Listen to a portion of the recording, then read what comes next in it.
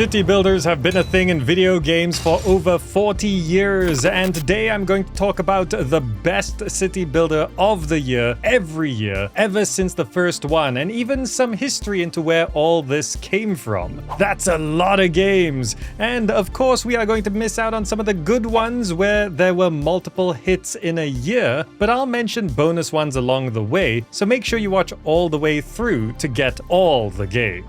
We can begin in 1964 with the Sumerian Game. This was a text-based game that was basically printed out on a keyboard/typewriter type device, which then printed out the context and instructions and gameplay, because this was the age of text-only games. And this was a kingdom management game. It's called the Sumerian Game because you are running a city where you have a population and you're determining what food is being distributed and how much food you are planting for the next season, and there are disasters. So technically, the first ever kingdom management game was a survival city builder, we could say anyway. But the Sumerian Game itself, of course, didn't come from nothing. Before the Sumerian Game, it was development from a paper game made in a workshop a couple years prior in 1962 called the Sumerian Play, so it was an extension of that. And of course, that was inspired by Monopoly. And Monopoly wasn't originally called Monopoly, it was called the Landlord's Game, made by Lizzie McGee.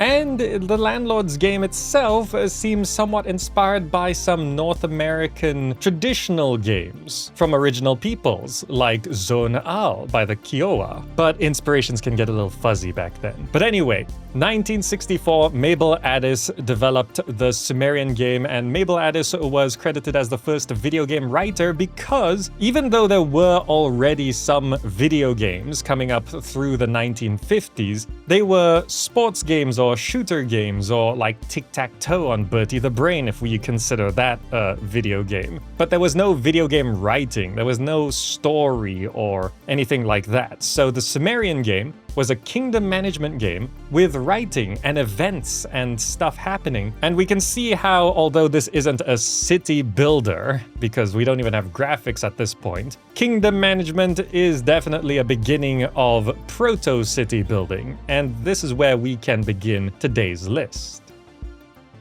Now, moving forward, the Sumerian Game was developed into many different versions, the Sumer Game and so on. And I just want to mention a couple key points as we move forward here, because there were many different versions of the Sumerian games. The first major step I want to talk about is Hamurabi. Now, this was in 1968. Hamurabi was essentially the same game as the Sumerian Game, but it was now digital. It was on a computer. So we got similar type of game where you're determining how much food you want to feed your people, and there's disasters and kingdom management, but it's still text only, but it is on a digital screen. So Hamurabi was an evolution of the Sumerian Game. It was an important step moving forward. And having talked about the Sumerian Game and Hamurabi, I do want to shout out the Sumerian Game on Steam, which you can try for free. It's a re-implementation of these early versions of the Sumerian Game, and you can just try them out and see what it was like. Even the pre-digital version, the text being printed out, that is simulated in this version, and it's all re-implemented by Hairsoft. So it's very interesting to see what it was like, going back to see how the Sumerian Game and Hamurabi was, and you can just try them yourself now, and that's pretty fun. Moving on past that, the Sumerian Game was finally adapted into a different setting. And there was a game called Santa Paravia and Fiumaccio. And this essentially is the same game. It's a management type of game where you are feeding your people and looking after them in a text-only game, but it's an Italian city-state instead, set in the year 1400, around then. And this time, the reason why this is a key point in the moving forward of this genre or proto-genre of city builders is because this one did actually get some graphics. Now, they weren't interactive graphics. The gameplay was still text only, but between rounds, it would show your city-state with things being built and things happening. So graphics are finally coming in. Right now, the year is 1978, and towards the end of the 70s, we were not just on the digital medium of computers, we were getting some graphics, even if they weren't necessarily interactive graphics. And by graphics, I mean beyond the shapes of before. So for example, Pong or Tennis for Two, those you could argue were graphics, but they were mostly shapes, whereas in Santa Paravia, there were actually graphics. Games around this time began to get this early pixel graphics. So Santa Paravia and Fiumaccio, approaching the end of the 70s, was finally not just an evolution of the Sumerian game, but a remake into a new setting with some new features, and that was a pretty nice step forward. Going into the 80s, the same formula of the Sumerian game continued into Yellow River Kingdom. And this was made for the BBC microcomputer, and it's a conversion of Hamurabi, therefore the same kind of Sumerian game type of style where you are managing a game, but this one did have some also graphics on screen between rounds and some other gameplay aspects, like there's thieves in the mountains. It's an interesting step into the beginning of the 80s, 1981 we are right now, and Yellow River Kingdom was sort of starting to feel a little bit dated. This kind of text-only gameplay at this point was starting to feel a little old, and if anyone had knowledge of the Sumerian game or any of its iterations up until this point, which probably not too many people would have known about it, Yellow River Kingdom was essentially that game again, with some twists and some new graphics and a bit more color to it as well. So this is an interesting and important step moving forward, but from here on out, although the versions of the Sumerian game continued to be released through the 80s, we finally started to get different types of city/kingdom management games, and I'm going to be following down a specific path on this list. Because you can argue that this management went towards games like Mule and other management sort of games. But if we are building towards the city building genre, then there's some important steps that mostly go into that direction, and that's where we're focusing on today. So shortly after Yellow River Kingdom, a game released on Intellivision called Utopia. 1982 is the earliest release of this I can find. Utopia is an interesting game and weird to play today. Now, this is a kingdom management game where you are building structures on an island, but keep in mind, the first city building game SimCity was difficult to publish and market because without the win and lose condition and without the competitive aspect, it was hard to argue that it was a game. So Utopia was considered a game and released commercially, and it was a 1v1 battle between two players. Now, you could actually play this solo, where you just play one player and then the other island is ignored, but the setup was that there's these two islands and you are building up your kingdom to try to reach the top of the scoreboard to win at a building, which is an interesting premise, but that's how games were in the 80s. You had to fight in some way. This was placing structures on an island, and you were placing farms, and there were various weather conditions, and you had a ship. You had to place farms where the rain would go, so that way it would produce food for your people, and you place down structures. It's tricky to get running today, but if you can get it running, it's an interesting look back. It's not a city building game, but you are placing structures, and it's graphics, and it's visual, so this is definitely a key step building up towards the city building genre. So remember, a genre is a collection of games. It's not just one game that's like that. A genre is a genre for a reason. And Utopia, I can't quite argue as a city builder itself, but a proto-city builder for sure. Next up in 1984, Fortune Builder released on the ColecoVision. Fortune Builder is the closest thing I can say to being a city builder without actually being a city building game in the way we understand the genre today. Similar to Utopia, this was a 1v1 battle, but this time you're on the same map, and you are placing structures to try and build your tycoon empire. So it's more like two different players are building the same city, but you are competing to see who would be the biggest developer of the city. And you're placing down residential structures and commercial things and even tourist locations like ski lodges and some infrastructure like roads and factories. So the beginnings of RCI, residential, commercial, and industrial, were here. The building blocks of a city builder are all here, but they're sort of loosely piled onto this floor, which it's not quite put together as a city builder. And it being a 1v1 battle, you're competing and you can even sabotage each other. So for example, oh, you built some residential apartments there. Well, I'm gonna build my factory next to your apartments, and that sabotages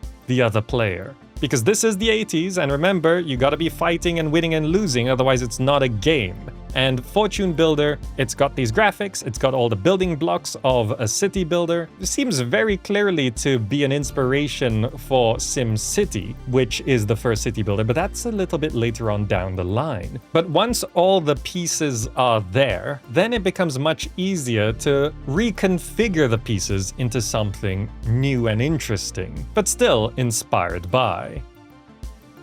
Alright, this next entry is technically, it's SimCity, because SimCity is the first city building game as we know it today, but this is 1985, just a year after Fortune Builder, a year after Raid on Bungling Bay. Will Wright, the creator of SimCity, was working on Raid on Bungling Bay, which is a helicopter shooter type game, and he was having more fun in the level editor than actually playing the helicopter action part. So he began to work on a game called Micropolis. This game never released. It was demoed somewhat, there was some limited showcases of it, but it never commercially released, so this is not a released game. It didn't technically exist in the market. But it was called Micropolis. It looks like SimCity 1, the first SimCity, though a little bit more primitive.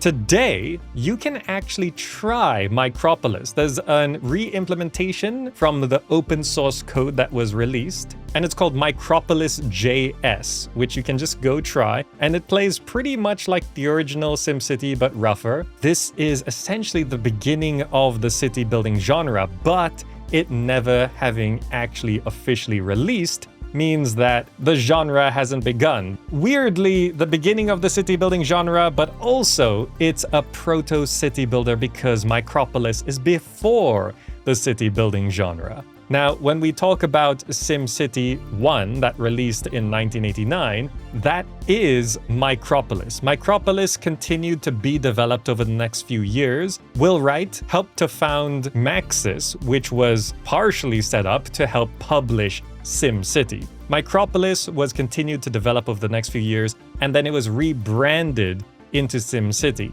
So what released in 1989 was SimCity, which was Micropolis. So whether we consider Micropolis to be its own separate game or not is subjective, and it never actually officially releasing to the public also is something to take into consideration here. The city building genre began in 1989, but it has its direct, very solid roots in 1985. Anyway, the first official city builder that we can all agree on, the beginning of the city building genre in 1989 is, of course, SimCity. As a city building game, SimCity established the genre, and a lot of people do agree that the consensus is that this is the first city building game. Now, if you don't know the original SimCity, it was very rough because it was 1989. This is DOS days.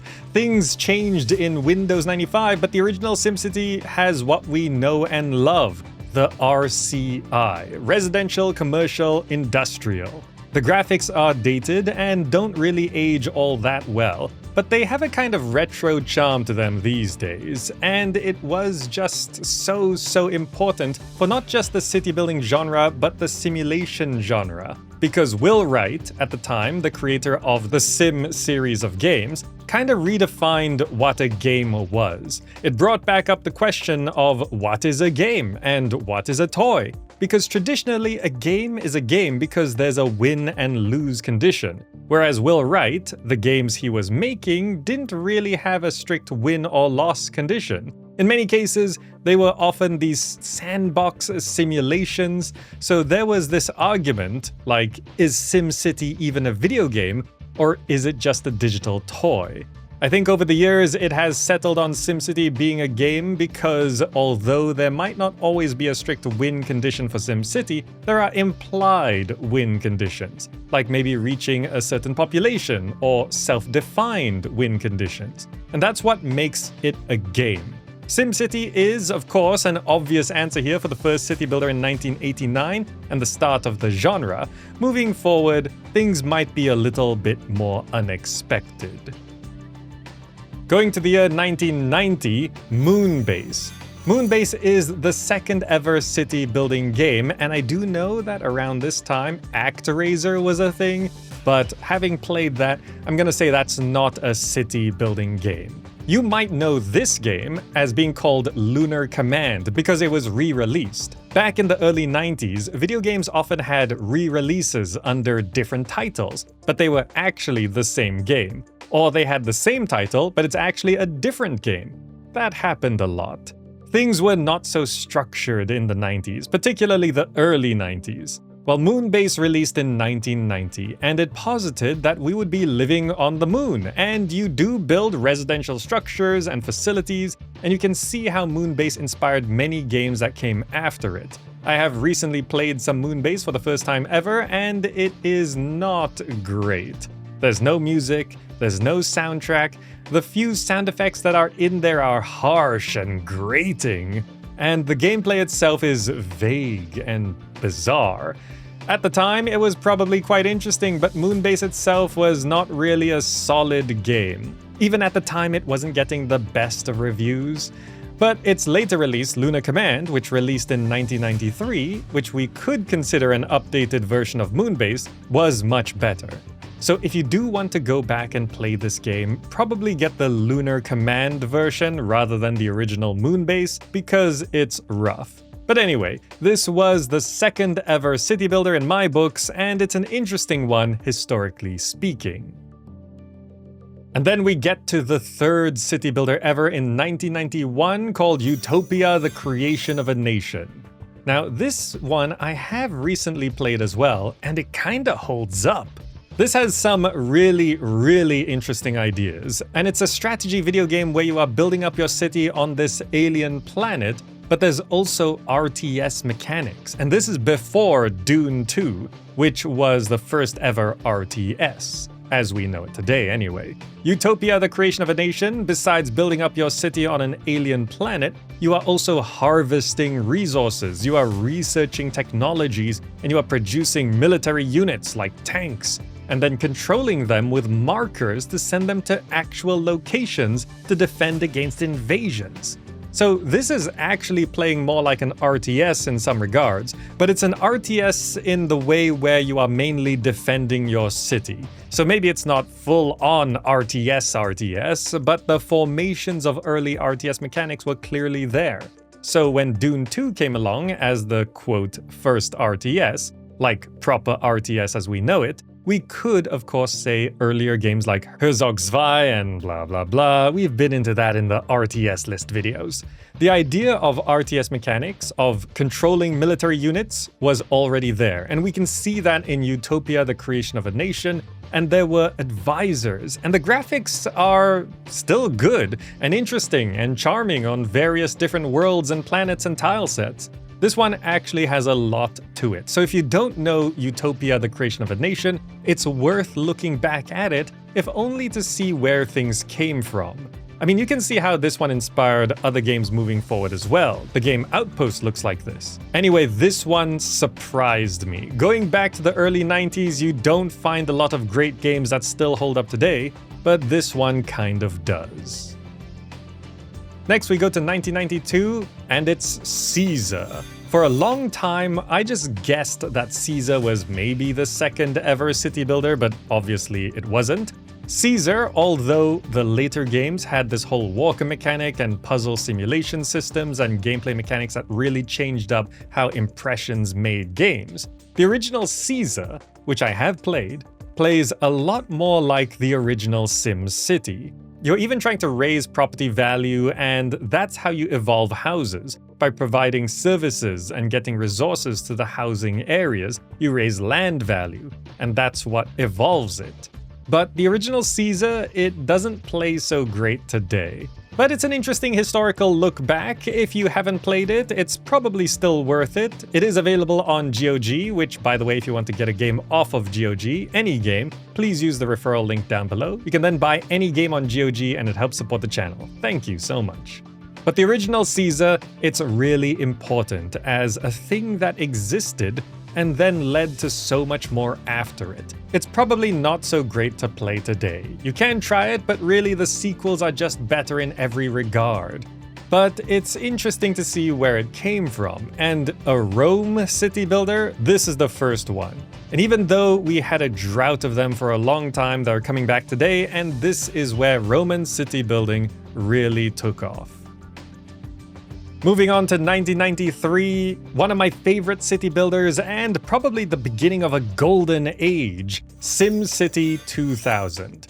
The first city building sequel as far as I know, because it's the follow-up to SimCity and really changed up the game. Now if you played SimCity 2000, the main question is, which one? There are like 15 different versions of SimCity 2000, maybe more. But there were so many different types. There's the CD version, the DOS version, Network Edition, the Nintendo version, the other console versions. There's so many different types of SimCity 2000. And quite often they were just called SimCity 2000. It's kind of like when people say, oh, Civilization 2 was on the consoles as well. They had a console release of Civ 2. But Civ 2 on consoles and Civ 2 on PC are basically two different games entirely. They just had the same name. It's not like today where you get a console port. No, you just built an entirely new game and slapped the same name on it. I guess that's how they did things.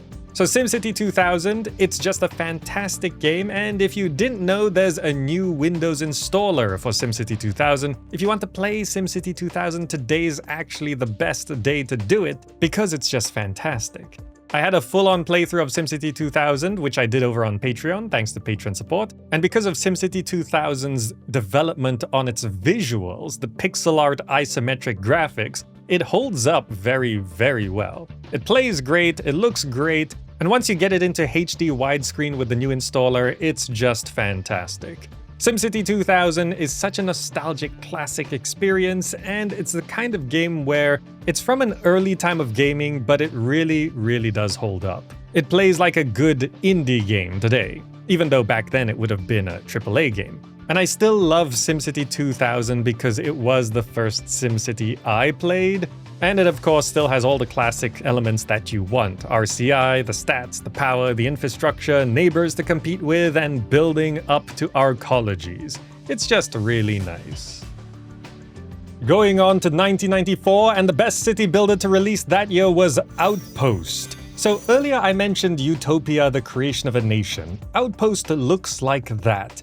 Now, I did play Outpost back in the day, and it's a game where you determine your starting resources and stats, and you go out into space to try and find a new planet to inhabit. You actually pick which planet you want to land on, and then you land on the planet and you start building infrastructure and housing, and you have the surface level and underground level, and you need to research technologies, and you're trying to survive. This feels like maybe the first ever or second ever survival city builder. Today we have survival city builders galore. But before this, city building and surviving in city building tended to be more of an economic thing. Despite some disasters in Moonbase and SimCity, you could get these disasters that happened, whereas in Outpost, people could starve. And that kinda makes it, in my books, the first, if not one of the first, probably the first, ever survival city builder. Though I suppose it could be argued that Moonbase was the first survival city builder, because that also has some food mechanics as well. In Outpost, it really does feel like you are surviving, isolated on this alien, desolate planet. Now, an interesting fun fact about Outpost is that the manual was printed long before the game actually released, so there's just a lot of mistakes in the manual. If you read the manual, you can read what the game was supposed to be, but it describes entire mechanics that simply don't exist in the game, because that's how things were back then. There were no updates, people didn't have internet, or at least most people didn't have internet to get updates. Even if there was an update, you'd have to go to a website and manually download a patch. Games just wouldn't auto-update back then, so when a game launched, that's what it was. That's why games like Moonbase had to have a re-release with Lunar Command and that kind of approach. So Outpost released and it didn't have everything that it was promising in the manual, which made it a confusing experience for many. But it kinda holds up. And it has these nice 3D cinematic intro sequences, a very long intro. It plays the Mars soundtrack, which is a classical song, and it fits very well. You get to the planet and you're surviving against the environment, and then another rival/cooperative colony shows up, and it also builds on the planet, and you're researching tech and building up, and it's all really interesting. It's a bit janky today, but it's still a fun one if you can figure out how the game actually works. And it's got one of my favorite things, which is layered building, layered maps. So the surface level and the underground level, and you build them in tandem and they line up. I always really like that mechanic in games, and it's not seen all too often. For a pivotal year, 1995, the best city builder of that year is Caesar 2. Caesar 2 is a vast improvement over Caesar 1. If you go back and play Caesar 2, a lot of things do hold up. If you're familiar with the later Impressions games, this one still doesn't quite play like those. It plays more like SimCity plus Total War. So Caesar 2, you are building up your city and placing services and infrastructure and raising land value to evolve your houses, but there's also the world map where you're building resource infrastructure and highways on that world map, and then sending out your soldiers to conquer villages and locations and engaging with armies on that world map. And then when you engage an army and have a battle, it zooms into a little mini battlefield and you fight with your soldiers. There's so much here that was lost in the later games that Caesar 2 is actually kind of worth going back to and playing. And it's also available on GOG as well, so you can just buy it and play it if you want today. It does kind of get repetitive because, you know, video games back then. The idea was that you just got 1 or 2 games a year and that's what you played for the entire year. So you didn't really have to keep things fresh all that much because there weren't that many options. You just get the game and alright, I'm playing this for the next 6 months, you know? So Caesar 2, it can get a little bit repetitive very quickly, like I kinda got everything that it was offering by like 4 missions in a 10 mission campaign, because every mission feels about the same. It is still looking kind of nice and it plays nice, and the ideas that they wanted to implement are fun and interesting. So Caesar 2, the second ever Roman city builder, but it was a vast improvement over Caesar 1, and an interesting one to jump back into, at least for a little bit. We're now in 1996, and there's still remnants of DOS, but Windows 95 has been established, and the best city builder of 96 is Afterlife. Now, I didn't play Afterlife back in the day, but a lot of people do recommend it, and it's available on GOG. Afterlife is a city building game where you are building heaven and hell, and it's a weird one because it just looks so bizarre. If you've never played it and you look at it, it's just something completely different, and you might be interested to know that this game is made by LucasArts, now acquired by Disney, and this actually does have a Disney aesthetic to it. It's just such a visual cacophony. It's a cool idea of building the afterlife, and like you're building a city, but you're also building these dual worlds, and in 90s fashion, there's this weird sense of humor and tongue-in-cheek comedy as you lay down roads and guide the dearly departed to where they're meant to go. So this one I don't have a lot of personal experience with, and I do plan to jump in and really figure out how Afterlife all plays out. But as far as I can tell, it is the best city builder of 1996, and a lot of people still hype it up. And it's available right now, so this is one that people reminisce about, and I think it's something that is uniquely, intensely 90s. Okay, 1997 is next, and it was a great year for RTS, but not so much for city building. We don't really have any proper city builders that released in 1997. The closest I could find was Constructor. Nowadays just called Constructor Classic, and this might not even really be classified as a city builder.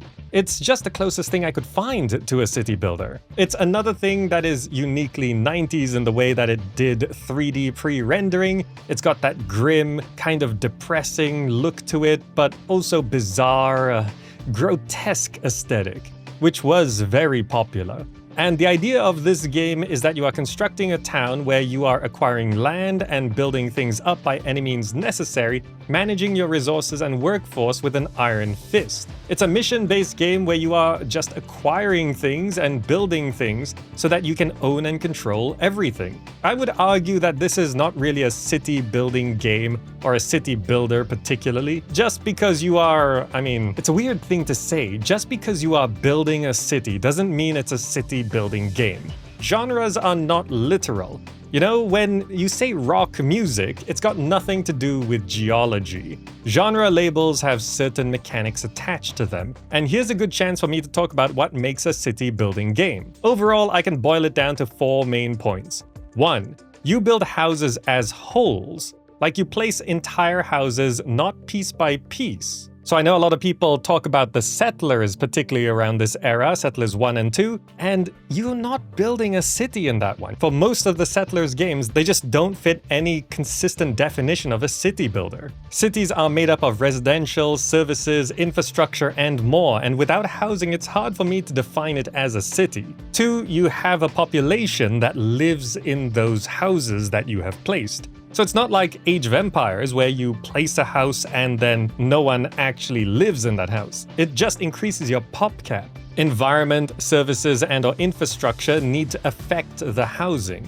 3. 30 population is considered small. So this is to distinguish confusing city builders and base builders / colony sims. 30 population is small for a city builder, but it could be quite sizable for a colony sim. And 4, the main camera has to be from above and somewhat far away. It has to be a little bit of a distance, so not a first-person builder. That would be a base builder, kind of like Medieval Dynasty. That's not a city builder, that's a first-person survival game. And city building has to have these things, and as a general rule, colony sims place beds, city builders place houses. There are exceptions to all of these rules, but that's the general consensus of what defines a city builder. And Constructor Classic, I would lean into not being a city builder, because this actually plays kind of like the 80s fortune builder, competitive city building. But this is still the best and closest thing for 1997.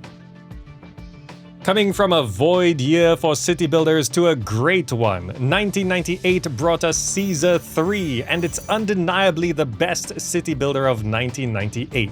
Caesar 3, I don't know how much I should talk about this. I have extensive experience with Caesar 3. It is now being modded in an open source new engine. The vanilla transition is called Julius, but a whole new modded version is continuing in development with new buildings, new monuments, new mechanics, everything, and that's called Augustus. There's a whole new campaign, the Reconquered campaign, and you can play Caesar 3 for 20 years and still find new things, new mechanics. Now, some people don't like the puzzle aspect to it, because the creator of the game came up with this walker system, where you don't just have radius effects of buildings, they actually spawn a walker and they go along a road and then they walk randomly. If you don't know how that works, things just don't function as you want it to. But if you want to know how Caesar 3 really came into being, I actually had an interview with the creator of Caesar 3. I'll link that down below as well, and you can hear me ask all the hard questions of why Caesar 3 is the way it is. But it still looks great, it still plays great, and it's still in development thanks to the community. Caesar 3, one of the best city builders of all time now, and one of the most nostalgic city builders. For a Roman city builder, it's just got pretty much everything you want. You've got missions, you've got some cool voice acting, it looks great, it's fun, it follows you to various historical locations. Although this is the first game in this Impressions series of the new era in the late 90s and early 2000s, this one does miss some mechanics that later games got. It's got some good RTS mechanics though. It's just missing some things which have now been added by Augustus, most notably monument construction, which came along later in the series. But now we have it for Caesar 3. So this one holds up even if you played the original version, but it's the best time to jump in right now, and you could play the game twice now. Once through Julius, playing the more vanilla experience and the original campaign, and then you can treat Augustus and the new Reconquered campaign as a New Game Plus, and play through Caesar 3 a whole other time. It's just a completely different experience in the same game, and I can highly recommend it. As a bonus mention, Anno 1602, the first Anno game, did release this year in 1998 as well, but I'm going to say Caesar 3 ranks above that one. Approaching the end of the millennium with 1999, we got the sequel to Caesar 3, Pharaoh, plus Cleopatra that came out a bit later. But Pharaoh released, the Egyptian city builder from Impressions games, and Pharaoh is often considered the best of the series without any mods. So Caesar 3 has Augustus, so that's now arguably the best. But Pharaoh was just really good from the get-go. There's some balance issues and, of course, bugs that remain to this day, but Pharaoh plus Cleopatra has a ton of content. It's Egyptian historical building, there's giant monument constructions, you can build the massive pyramids to small mastabas, you can build the Sphinx, it looks good, it plays good, has one of the best soundtracks ever made, and it's just fantastic. The religion mechanic, the RTS mechanics, there's naval combat, there's just so much good here. As long as you like the walker system and the sort of puzzle mechanics of city building, then it really works out. And Pharaoh plus Cleopatra is just one of the best city builders ever made. It's hard to rank exactly which one is the best, but this one is up there. For the city building genre, this was a great way to close the millennium, and also, as a side note, this one did get a remake more recently called Pharaoh: A New Era, which some people prefer but some people don't prefer. So this one still serves a lot of purpose as a game today, and is worth playing as long as you can get over some of the more dated aspects and a few hiccups the game still has. And as a bonus mention to wrap up the millennium, there is SimCity 3000, which released in 1999 as well, but versus Pharaoh, I struggled with which one should rank higher, and considering how most people either go to SimCity 4 or SimCity 2000 these days, when they're going back to older SimCity games, and with the significance of Pharaoh, I figured Pharaoh ranked higher, but SimCity 3000 also a great one to wrap up the decade. In the new millennium, the year 2000, which is Zeus, master of Olympus, and later on the Poseidon expansion. Zeus is the third of the modern Impressions city building games, from Caesar 3, Pharaoh, and then Zeus, and it's a fan favorite for many of the players of the series. Some find it a little bit too cartoony, some find it a little bit too easy, but the Poseidon expansion is much harder. Generally, it was a step away from the classic formula, and it introduced global labor and automated military. It had some rough points, and if you didn't grow up with it, it can feel like it's not quite as serious or proper as the rest of the series. It still has its own merits and interesting innovations and stuff that's changed up, so Zeus, Master of Olympus, still holds its own, and it's definitely one that we could say is the best city builder of the year 2000. So considering its context at the time and its context today, I opted for Zeus, Master of Olympus being the best city builder that released in 2000, because it still has some longevity and, I feel, more relevance today. Moving into 2001, into the new millennium, and Tropico released. Tropico and El Presidente. It all began here in a city builder on an island where you are building a banana republic, essentially, and you are a dictator trying to control the people and make a lot of money. It holds up, actually. I played the original Tropico more recently, and it does look a little dated, but it still kinda looks great, and it still plays great as well. Now, besides the city building elements and trading your resources with the rest of the world, there's a number of political things that you need to deal with here. Particularly the factions like communists, capitalists, the religious, the Inquisition, the intellectuals, the militarists, environmentalists. There's all these different types of people that you need to balance. At the end of the day, the main goal is staying in power. And the main thing about Tropico 1 is it spawned the entire Tropico series, which has been pretty much successful through the last couple decades. But overall, this is one that just feels super nostalgic to go back to if you played it back in the day, and even if you didn't play it back in the day, it still has those nostalgia vibes. It's a fun one to keep playing. So going back to the original Tropico, still a good experience. It's still available to buy on GOG as well. You can just hop back in and begin your dictatorial city building experience, because this one does hold up. And especially in 2001, this was the best city builder that released. For the year 2002, it brought us the end of Impressions games with Emperor Rise of the Middle Kingdom, the final game in the series of Caesar 3, Pharaoh, Zeus, and now Emperor. This is the China set city builder with the walker mechanic and RTS mechanics and economics and religion and all of this good stuff. This is a game that really is still great today. I've played through it on this channel. Like with the other Impressions games, the visuals are still impressive, especially in widescreen. It's very pretty to look at. And besides some key bugs, and military is also kind of unbalanced and a little infuriating to play, this one is considered one of the best Impression city builders. If you rank it above Pharaoh, it is the best. It's either Pharaoh or Emperor in terms of vanilla games, but I find the bugs and imbalances in Emperor a little bit more unstable than Pharaoh, so I do rank Pharaoh slightly higher than this, but Emperor is still worth playing, for sure. And it's the end of an era, really, because Impressions games pretty much ended after this. Weirdly, this one had multiplayer added to it, which was a weird experience, but it exists.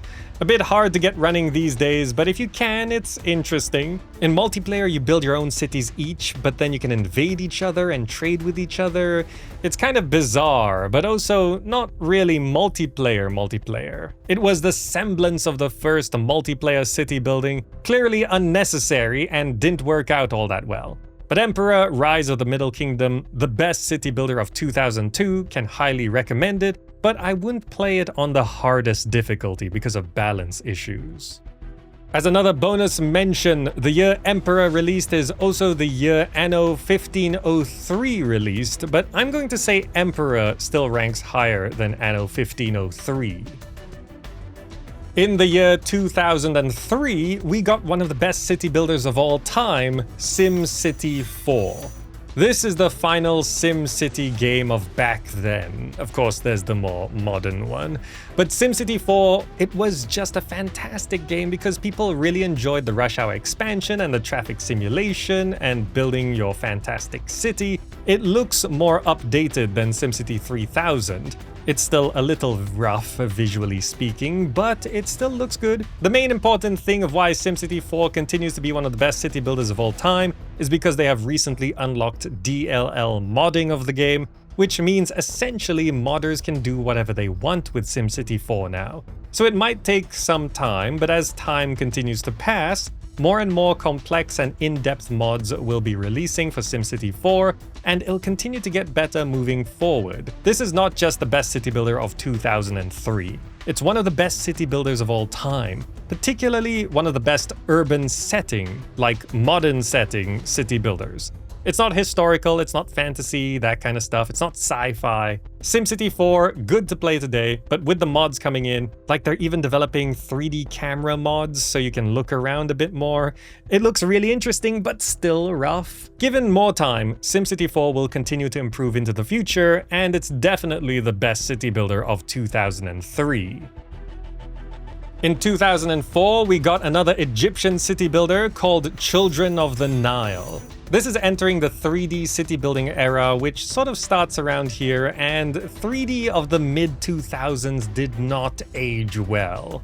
This one does look rough and very dated these days. Also, when you start playing this, you kinda don't really understand what's going on. I played this back in the day and I just didn't get it. It was boring and slow, and it just really wasn't fun. Having come back to it in more recent times and after people saying no, it's actually a good game, I tried it again and I started to get it.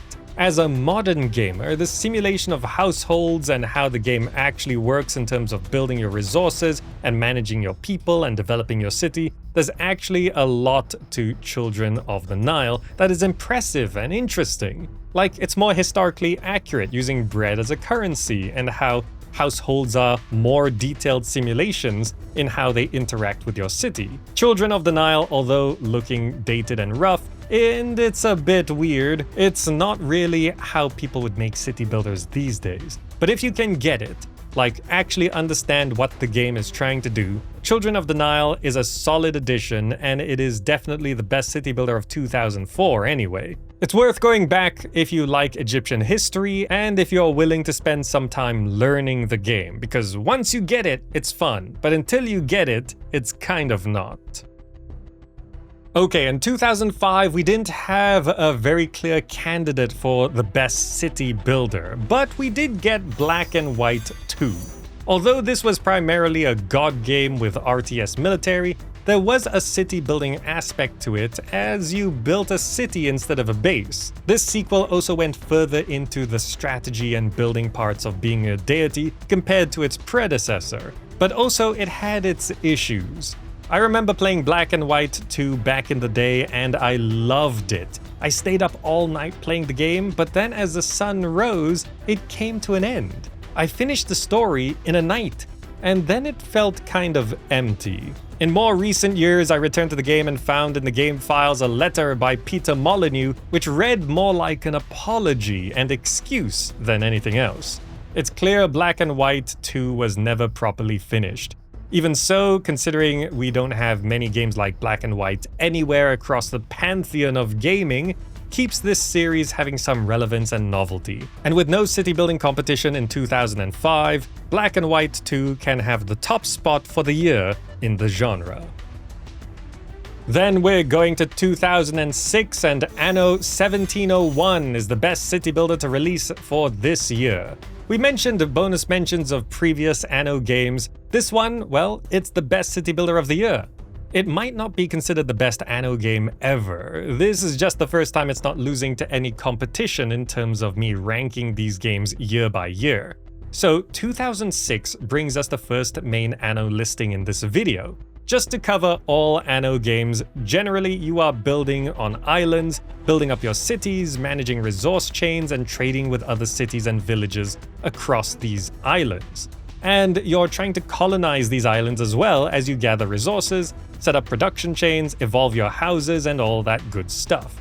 It's a very economic logistics game, and there are a lot of people who argue that Anno games are not city builders, they're resource management games. According to how I define the genre, it fits the genre definition. You are placing houses, there are people who live in those houses, the population count checks out, and you're viewing the cities from above.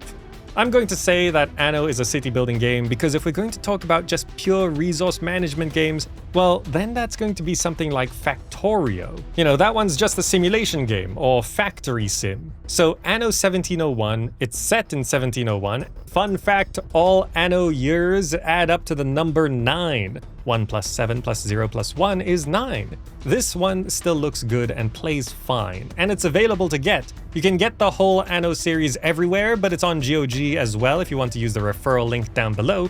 And we'll be talking a lot about Anno as we go through this video, because there's other Anno games. So 1701, the best city builder of 2006. Also, as a bonus mention, for 2006, Caesar 4 did release this year as well, and it's a decent enough game, but it's not better than Anno 1701. Caesar 4, it took the Impression series into a 3D approach, and it's made by different people. It's made by Tilted Mill, and it has some merits, but it's also a little wonky, just generally speaking. 2007 unfortunately did not have that many city builders to choose from. The best of 2007 is actually SimCity Societies. It's a city building game that was actually made by Tilted Mill, which were the same people who made Children of the Nile. And I just recently heard in the news that Tilted Mill have reformed and they're going to be making a new game again. Maybe they'll bring back Medieval Mayor, which was an idea that they were proposing back in the day. But anyway, Tilted Mill developed SimCity Societies, and it was mostly a mobile game. It was on Windows, but it was on phones and the BlackBerry, because that was a thing. I don't think anyone really considers this one of the best SimCity games. It was not really super well received. It had middling reviews, kinda positive, but you know, 5 out of 10, 6 out of 10 for the most part. In terms of official reviews, 3 out of 5 stars kind of game. So it's not really one I want to really be hyping up or anything like that. It's just in 2007 we didn't really have much other choice. SimCity Societies was the best city builder of 2007. Since we're going year by year, I have to stick to the years, and this is the best that I can find for this year. But then 2008 brings us the best city builder of the year, Imperium Romanum. This is a Roman city builder from Hamurabi Games. And this is a weird one for me to talk about because although this is the best city builder of 2008, it's not the best city builder in the series. So Hamurabi Games, they created a series of Roman city builders, and essentially they're just improvements on the same game until they got to the best version. So in 2006, they released Glory of the Roman Empire, a Roman city builder.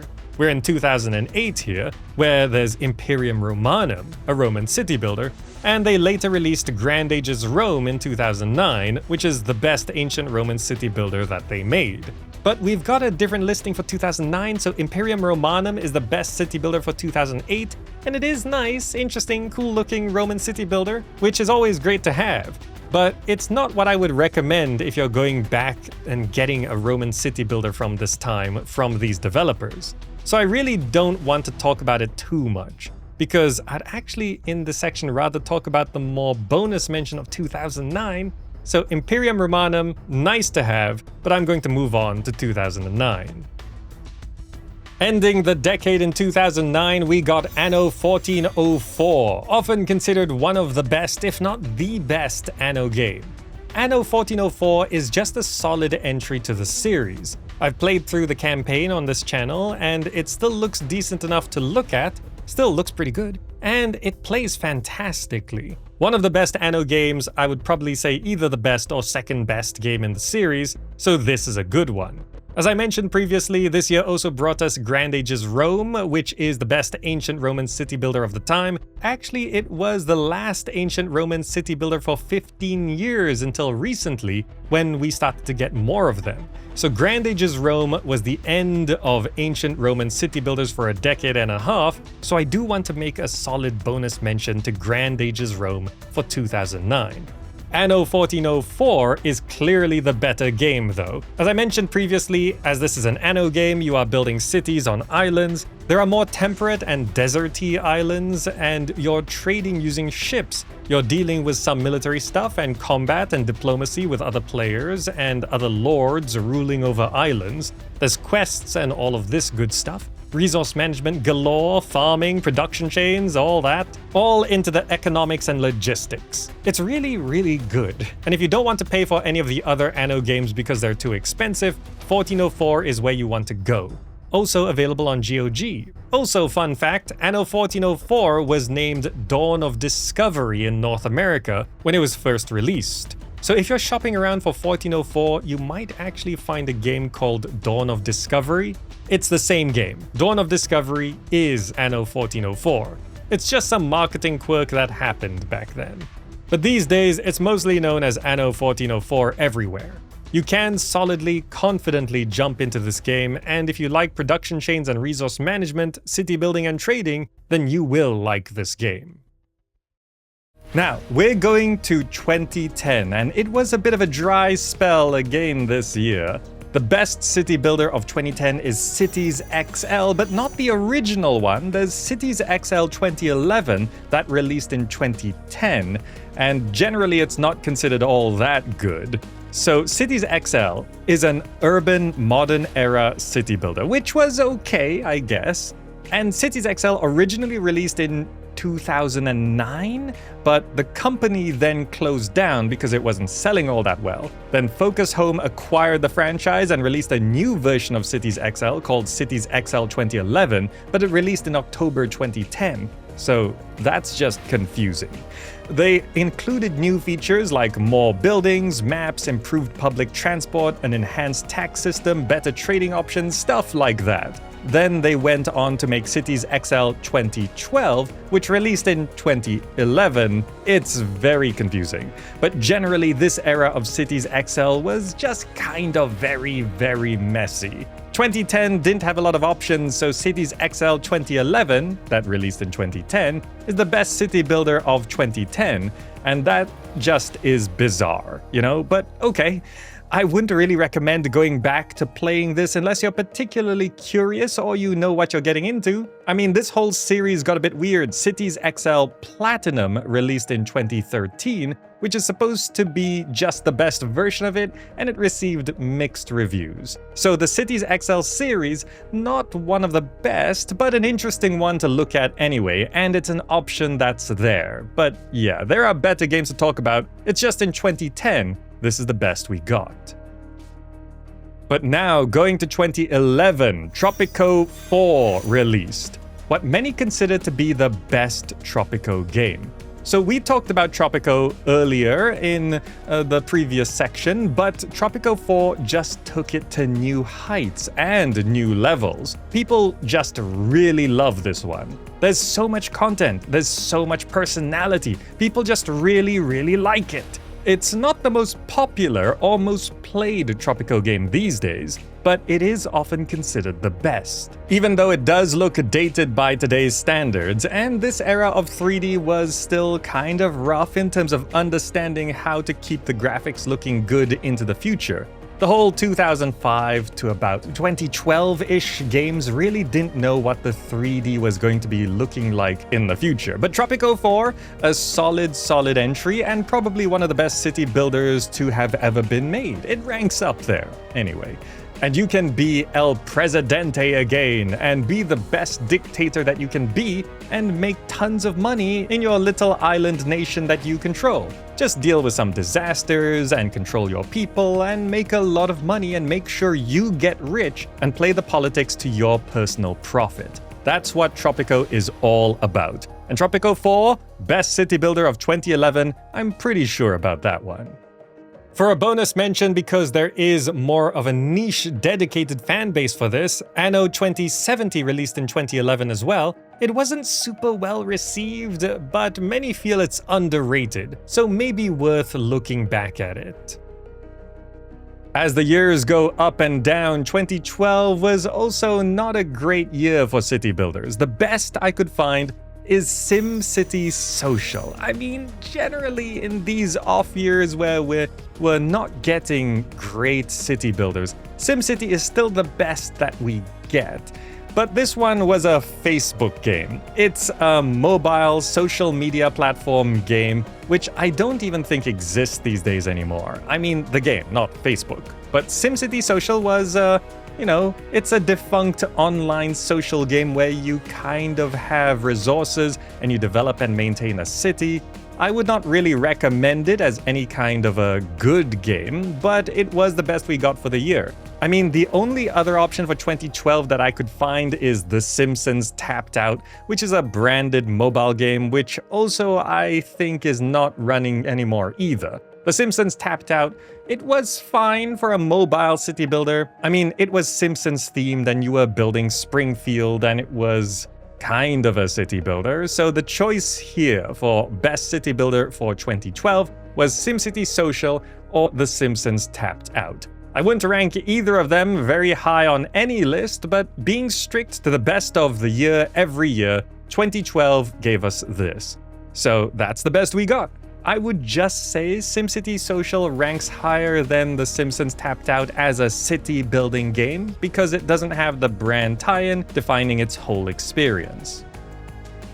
So we move on to 2013 and the bleakness of the best city builder for the year continues because this year we got SimCity 5, in parentheses, the latest SimCity game, which ended the entire SimCity series until today, where we still don't have any more new SimCity games because another series has overtaken them and you can't compete anymore. SimCity was bizarre with the ideas being put out, and some of them you could see the developers were in distress with what they had to say. At least that was the vibe I got.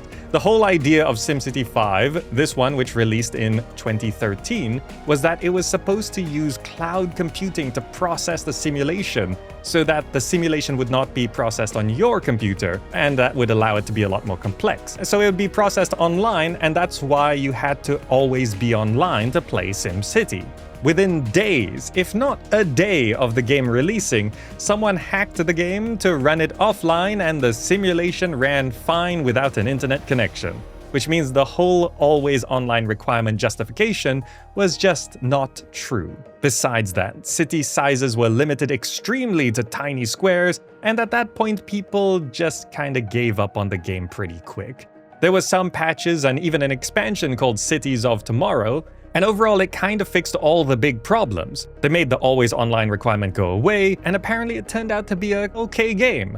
But the reputation was destroyed already, and you can't even really buy it anywhere proper. It's on the EA store, but it's not on Steam, it's not on GOG, so you can't even really buy it easily. You just have to go straight to EA to get it, and that just means it's not worth the trouble. I mean, it might be interesting to look back and see how it actually got better, but at this point, it's just going to be dated and one of the most notorious breakdowns of city building reputations.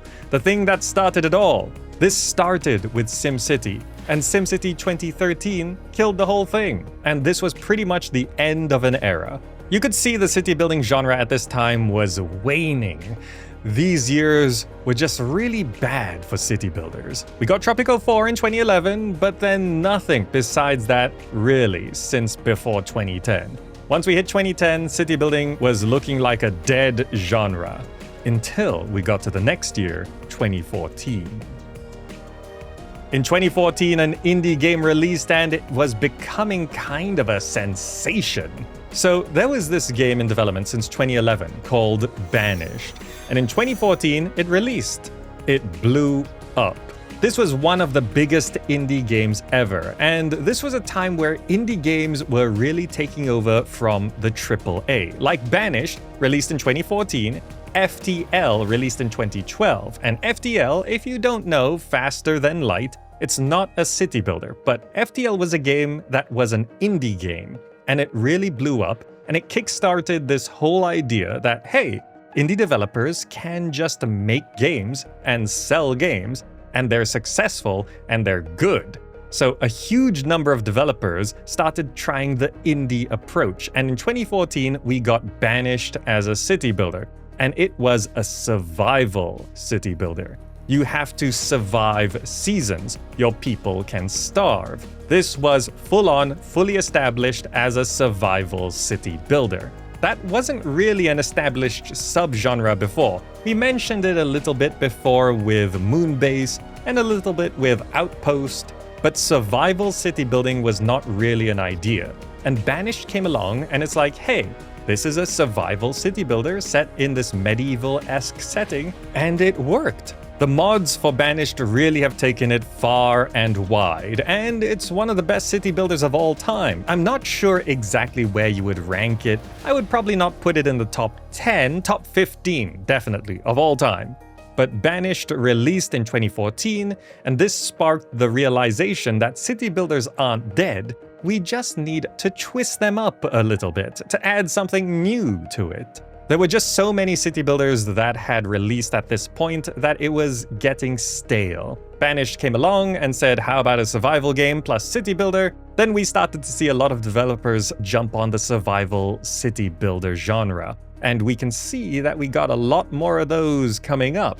Banished, of course, inspired them, so it takes them a few years to build. We'll see that a bit later. But Banished released, it's like, okay, city building is not dead. We got some good ones on the way. For a bonus mention, in 2014, Tropico 5 released. Tropico 5, a solid entry to the series, and it was generally well liked. There's always a Tropico game going around, so if you wanted to know where that was, this one did release this year. It's still worth it, but we've got newer Tropicos now.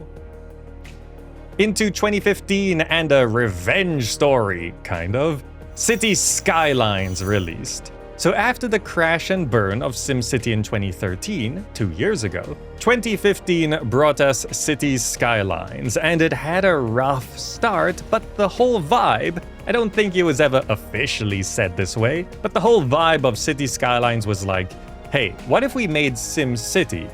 But it was actually good. City Skylines did feel a little rushed out because it's only 2 years since SimCity 5 released and didn't do well. But City Skylines came along and it's like, oh, well, this is at least a little bit better than that. So people jumped on it. For a decade now, City Skylines has been the biggest city builder in the world. The most played city builder in the world is City Skylines. Mods for it, countless expansions and DLC for it. More stuff just keeps being produced and people keep playing it. People love playing City Skylines, and even though there's a sequel now, people still prefer to play the original City Skylines more. City Skylines 2 is the second most played city builder in the world, so it's not failing in any way. But the original City Skylines just dominated the modern, urban setting city builder.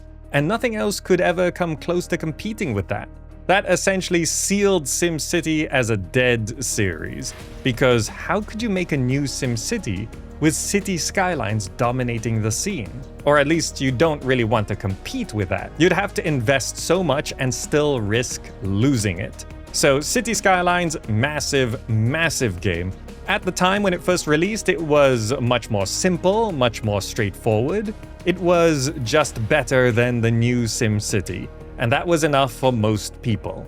Paradox Interactive has run with this. They've made so much money, and it's continuing to get patched and updated and stuff today. So City Skylines, one of the best city builders ever made, and even if you don't personally like it, it is currently continuing to be the most popular city builder in the world, definitely the best city builder that released in 2015. Now, 2016, it's a dead year for city builders. I'm sorry, there was nothing there. There's pretty much no game that would really be counted as a city builder in my books. Kind of like the year 1997 with Constructor. The closest I could find to anything that resembled a city builder is Predynastic Egypt, and it's not even really a city builder. It's kind of this indie-looking kingdom management game set in ancient Egypt or pre-dynastic Egypt. It's an interesting-looking one, and there's some resource and city management, but it's not a city builder. It's a strategy, turn-based historical game. So I'm not going to dwell on this one. There's just no good city builders for 2016. It's kind of nothing even close. That's the best I could find. Some of you might consider Predynastic Egypt to be a city builder. I don't.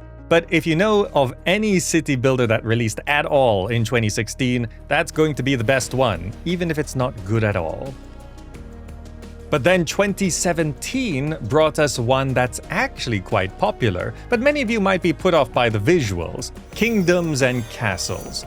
This is the best city builder of the year, and if you just look at it, it looks like another run-of-the-mill voxel low-poly building game, but Kingdoms and Castles blew up. It's got overwhelmingly positive user reviews on Steam, over 90% overall and 95% recent reviews, so it's just super popular. There's a decent number of people who continue to play this game as well. So Kingdoms and Castles, it's a city building game about growing your kingdom from a tiny hamlet into a sprawling city and setting up your imposing castle. You make trade agreements, alliances, war with neighboring AI-controlled kingdoms, and each villager and resource is individually simulated. So this one, although it looks like a simple little indie thing, was very, very popular, and a lot of people love this. The developers are continuing to make new games, so those are anticipated. But for 2017, Kingdoms and Castles pretty much is the best city builder of the year. It might not be for everyone, but it is the best one for then.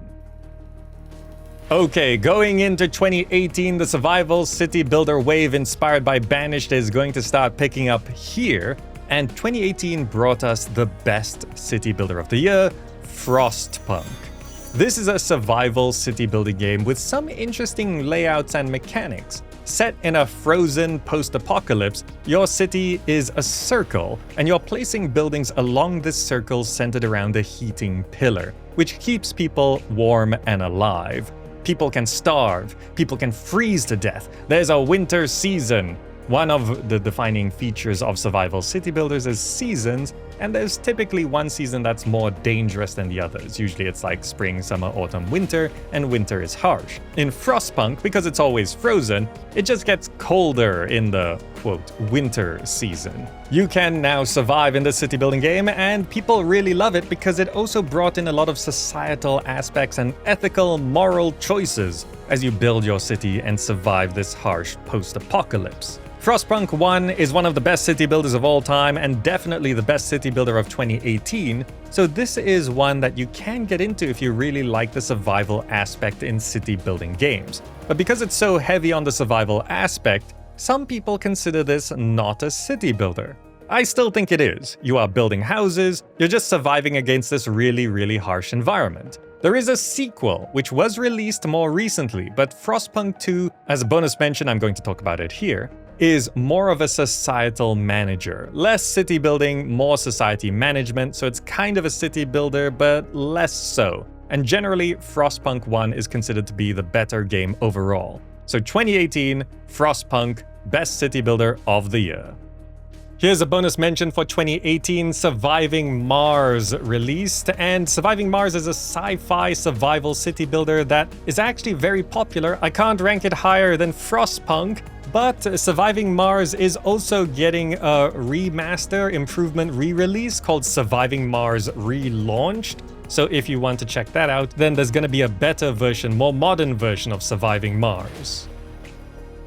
So the genre is picking back up now, and 2019 brought us probably the best city builder of all time in some people's books, Anno 1800.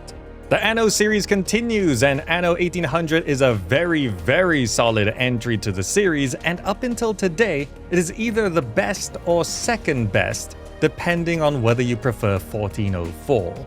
Generally speaking, that's the consensus. Anno 1800 is a fantastic game. It looks gorgeous, there's a lot of content for it, so the DLC can get excessively expensive. I would recommend waiting for a sale if you want to jump into it. Anno 1800 is popular, it is successful, it looks great, it plays great, and it's one of the most played city builders in the world now. You are, of course, building on your island cities and colonizing other islands and doing a lot of trade by ships. So it's Anno, but a step up. As a bonus mention here, 2019 also brought us Tropico 6. which is currently the most popular Tropico game. Many do consider it the best Tropico game, but then a lot of people don't.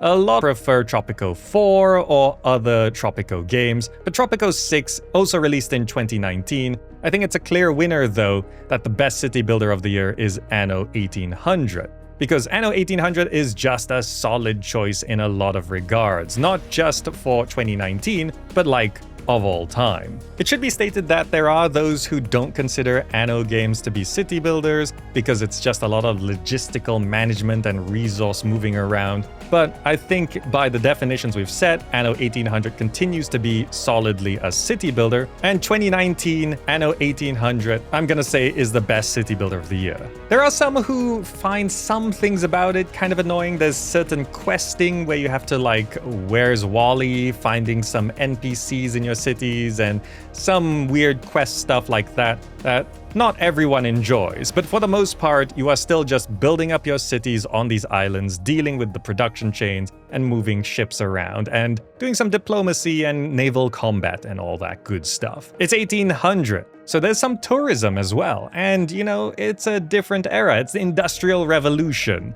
so some things have changed up, and I have played through the main original campaign of Anno 1800 on this channel as well. It's a good one. Beginning the decade in 2020, Before We Leave, a sci-fi city builder about you rebuilding civilization in preparation for a giant space whale that's going to eat your planet. Kinda. For full transparency, Before We Leave did sponsor me years ago, and it did turn out pretty good, even warranting a sequel later on down the line. For the start of the decade, this was a competent beginning. Maybe not the most viral of games, but the survival aspects on the hexagon worlds looked great and felt different as it blended that kind of casual hexagon puzzle builder vibes with full-on logistical city building and even touches of Anno games with ship trading and island discovery. As you cater to your people, you get more advanced down the tech tree, unlocking new resources, buildings, and going from a humble settlement into a sprawling, industrious city, all leading up to building a spacecraft, allowing you to colonize and develop the surrounding planets in your solar system, which might be a bigger scale than you initially expect from a game like this. Before We Leave might not be the most popular of city builders today, but it's worth checking in on if you're unfamiliar, and for 2020, this was the best city building game of the year. Continuing into 2021, Endzone and Surviving the Aftermath. Two games here because this year really is a toss-up between Endzone 1 and Surviving the Aftermath. Both of which did sponsor me years in the past, just for transparency, but picking the better of the two is so completely subjective. They're both post-apocalyptic survival city builders in a toxic end-of-the-world scenario. Personally, I might give Endzone 1 edging to the top here, but also in a Frostpunk-esque situation, I found Endzone 1 was a more solid experience than its sequel. Meanwhile, Surviving Mars, I think, is a more solid experience than its sequel here, Surviving the Aftermath. Visually, I think Endzone is slightly better looking, however Surviving the Aftermath has a grander world map with region exploration. Endzone's map is more freeform, but Aftermath's enclosed city with the main gate can feel more structured. Endzone has better music and voice acting in my opinion, which isn't the biggest thing, but it might matter to you. They both also released on consoles, and they're both about equally as popular today in terms of player counts. Plus, user reviews have a negligible difference for their scores. Really, one of these is the best city builder of 2021, but they're so similar that the one that's best for you is only able to be judged by you.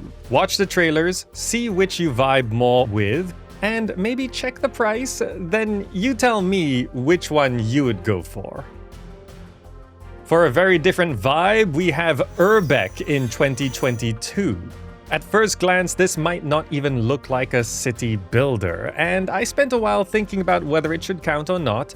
Many of its mechanics are the chill puzzle gameplay with adjacency bonuses type like Dorf Romantic or other relaxing builder games. However, with logistics and resource management, this does go a bit beyond the so-called casual experience, and bottom line is Urbek is very well liked.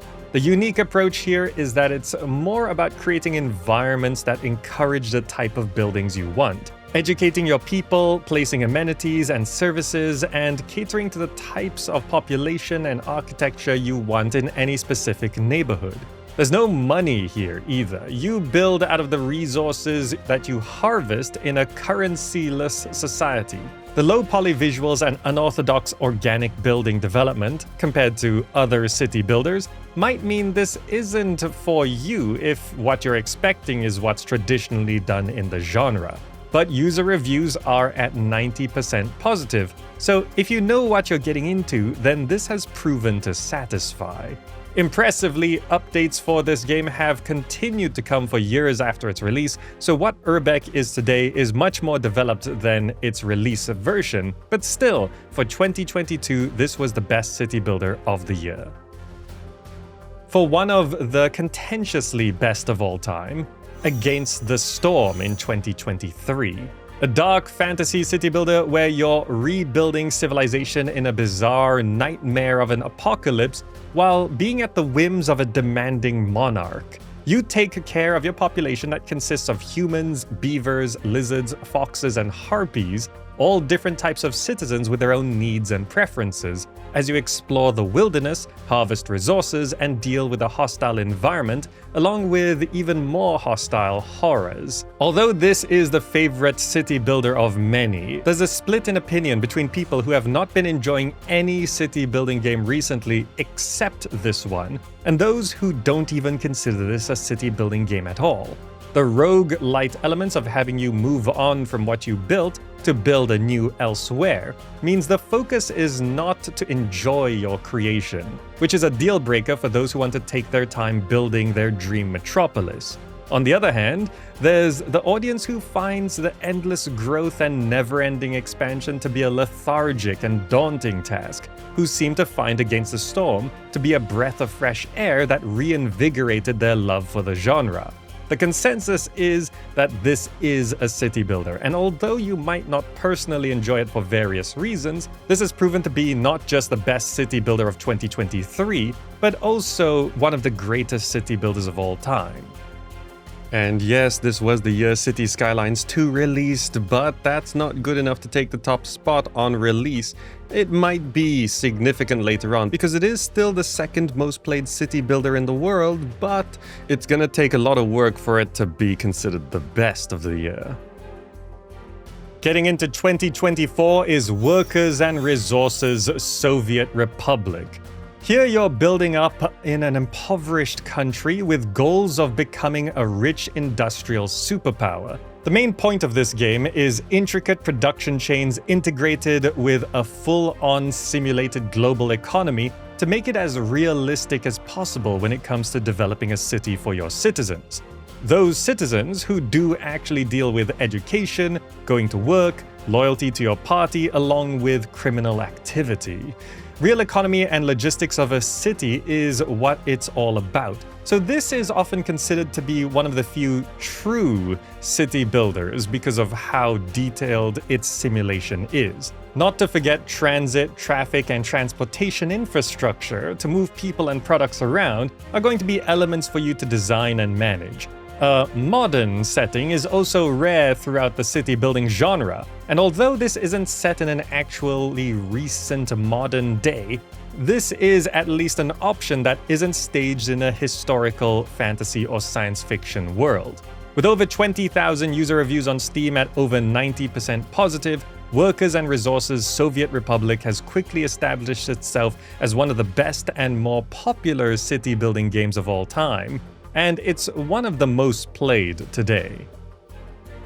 Now, 2025 is actually one of the best city building years we've had in a long time because of how many games fully releasing and in early access at the time. Though, as many of the top contenders have been in early access for quite some time, I'm going to prioritize Anno 117 or Anno 117 as the best city builder of 2025. I have played Anno 117 early. I've got a video showing off gameplay, and from what I can tell, it's fundamentally an Anno experience. And if you like Anno, you'll like 117. But of course, if you're not into any of the other Anno games, this might not be for you.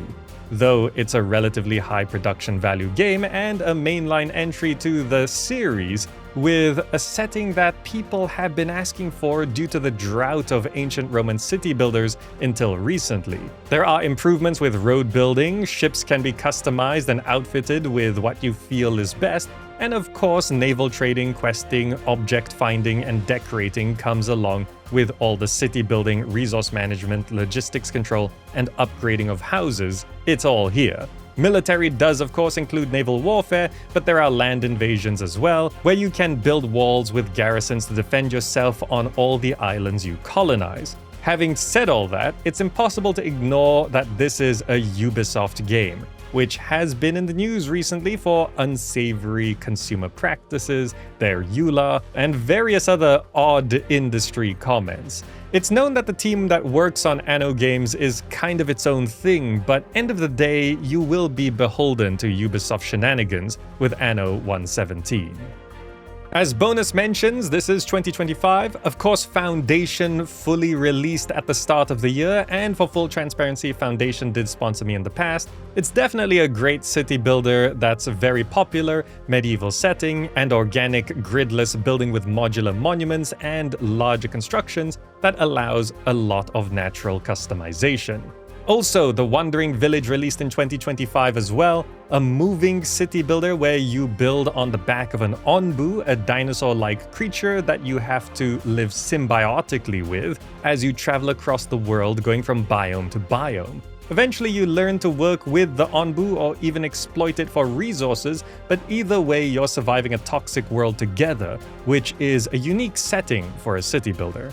In addition to those, Farthest Frontier has been delayed, but it's still a 2025 1.0 full release with a bunch of big updates to finalize the end for this one. This is a medieval setting, great-looking survival city builder that we've been watching through its early access years, and even if it had somewhat of a rough start, it turned out to be pretty well liked. Though note there are often performance issues with this one, which may or may not be solved more in the future. There are many others this year as well. Beyond These Stars, Endzone 2, Worshippers of Cthulhu, Town to City, Pax Augusta, Kaiserpunk, Memoriapolis, and more. 2025 is a packed year for city building. Now, in 2026, it's almost certainly going to be agreed upon that Tropico 7 is the best, at least the most notable city builder of the year. In all eras of city building, whether the years are good or bad for the genre, there's always been a recent Tropico game to play, and I was starting to worry about the series, as Tropico 6 was turning 7 years old. Not to worry though, as Tropico 7 is a 2026 game, and we can expect the return of El Presidente and Penultimo as you rule over your island nation, while also making yourself insanely wealthy. Bigger islands, a campaign, politics, elections with speeches, yes, taking care of and controlling your citizens, and dealing with rebels in a revamped military system. There's also going to be a random map generator. No Tropico game has ever been considered bad, and it seems like Tropico 7 is expanding and working on what people have been asking for.